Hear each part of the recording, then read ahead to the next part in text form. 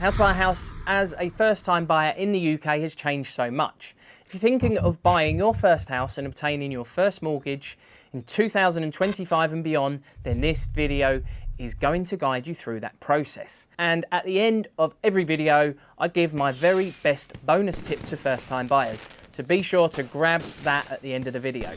The 3 key steps to take when buying your first house that will give you the best chance of mortgage success.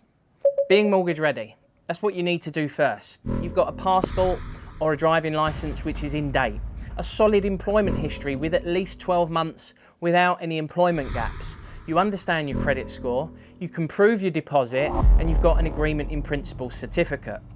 If you've got good credit, then you should be good to go with a minimum of a 5% deposit. If you've had some blips, if they're minor, you might be good with 5 to 10%. If they're a bit heavier, then you're going to need anywhere between 10 to 20% as a deposit. Property search. Once you're mortgage ready, you're going to start searching for properties. Pro tip, don't search for properties before you're mortgage ready. It could get you into a tangle. Use Rightmove, Zoopla, and On the Market to search properties. Share to buy for shared ownership. If you're looking for houses, then I would stick to new builds and traditional standard brick and tile. And if you're looking for flats, I would stick to purpose-built flats. Most mortgage lenders will lend for these property types. Sometimes you need a bit of a bigger deposit for a new build, but given the fact that thousands of new builds are being made each year now, we're starting to see mortgage lenders relax their rules in this area, and that will continue. Always view a property at least twice. When looking at a property for the first time, you'll always see its best features and in its best light because you're probably a bit caught up in the emotion. When you look at it a second time, try and focus on everything a little bit more. Are the walls damp? Can you smell paint? Is anything trying to be covered up? I would always say it's a good idea to try and build a rapport with the seller. And if you're going to put an offer in, then do that in writing or via an email. There's no harm in that. To the seller, highlighting the reasons you think this property is perfect for you. The seller will find this appealing, and connecting to the property emotionally can sometimes give you an edge. Mortgage application. This is the final stage of buying a house. You put in your mortgage application direct to a bank or via a mortgage broker once you've had an offer accepted. Now, as long as you've not skipped getting mortgage ready correctly, you're going to be in a good position.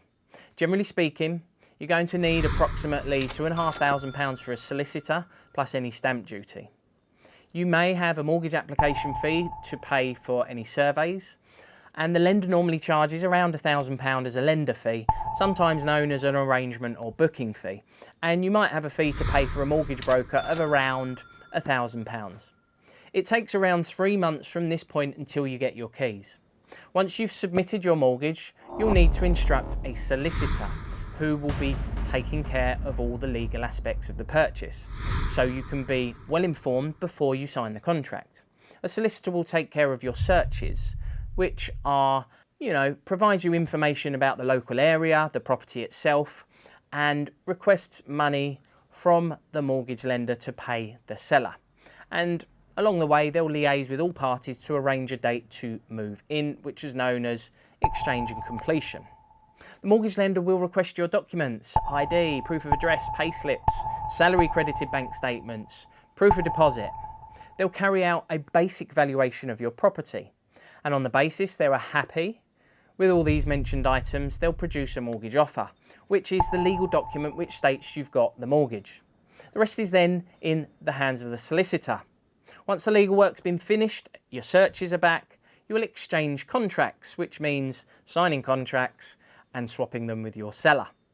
And then you'll be handed the keys on completion once your solicitor's requested the money from your bank and the bank sent the money to your solicitor. Once the money's in the seller's bank, you're ready to complete. These are the 3 steps to buying your first home. Now, if you want to dive deeper into this process in minute detail, just watch the video at the end, How to Buy a House, Beginner's Guide.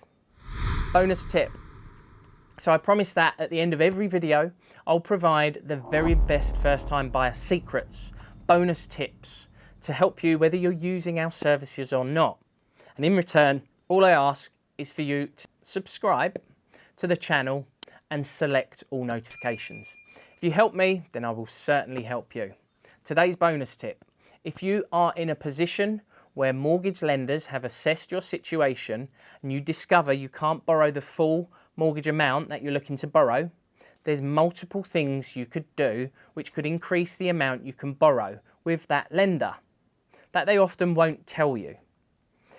Now, if you're in this position, what you need to say to the person on the phone or in the bank is ask them to make some tweaks. So, can you try a longer mortgage term? This means the monthly payments will be lower and could bridge that gap. So if you're on 25 years, ask for 30 years or 35 years or even 40 years. Each time you extend the term, the amount you can borrow will increase a little bit. If that doesn't work, then try opting for a 5 or more year product.